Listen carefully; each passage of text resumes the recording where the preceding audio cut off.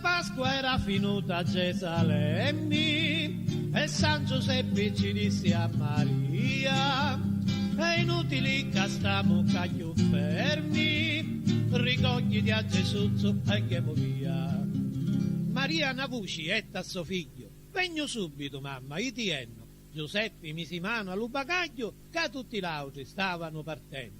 Pigliata via la via di Nazaretti, la carovana con Maria e Giuseppe, con 5 o 6 carretti, muli e scecchi, chi imparassi l'uscite e pacchi.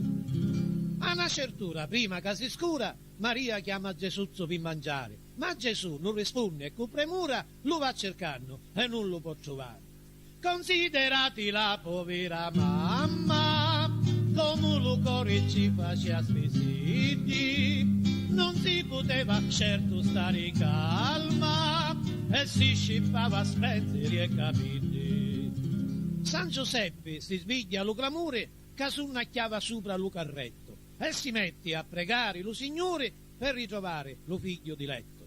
Ma non si può trovare a nuda banna e padri e madri con li teni fermi, con l'occhi chini e lo cuore capunna, ripigliano la via di Gerusalemme. Pitrigliorna lo cercano quamure e infine, bello frisco e pettinato, che dissertava a mezzo alle dottore, lo trovano allo tempio assettato.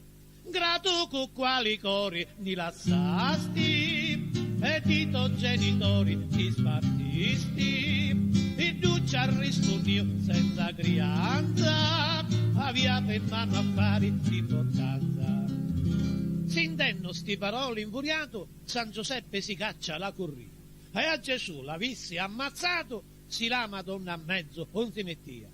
Gesù su vista la mala pigliata, l'assai dottori e guadagna la via, di Nazaretti corre di filato, di San Giuseppe Santo assicurato.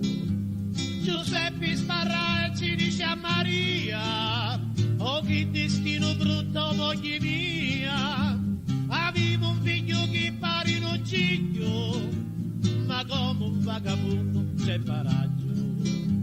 Giuseppe sparra e ci dice a Maria: oh che destino brutto moglie mia,